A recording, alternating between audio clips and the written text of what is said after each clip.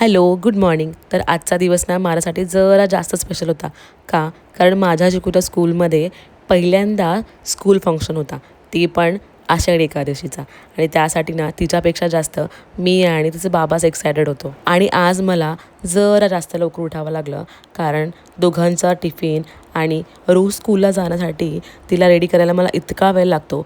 आणि आज तर माझी तारेवरची कसरत झाली कारण आज मॅडमला साडी नेसवायची होती, अंबाडा घालायचा होता, ज्वेलरी घालायची होती, मेकअप करायचा होता आणि चिकूसुद्धा ना या सगळ्या गोष्टींमध्ये फार इंटरेस्ट घेत होती पहिल्यांदाच. आणि आणखी एक गोष्टीसाठी मी हॅपी होते की मराठी कल्चर आपण मुलांना घरी शिकवतोच हो की काय आहे, कसं आहे, पण शाळेमध्ये शिकवलेल्या काही गोष्टी ना मुलांच्या आयुष्यभर लक्षात राहतात. सो त्यांच्या शाळेमध्ये त्यांनी कितकं छान डेकोरेशन केलं होतं आषाढी एकादशीचं. त्यांना दिंडी काय असते ते शिकवलं, त्यांना विठुरायाच्या गाण्यावर नाचवलं, टाळ वाजवायला शिकवलं आणि या सगळ्या गोष्टींना आत्र्याने पण फार एन्जॉय केल्या.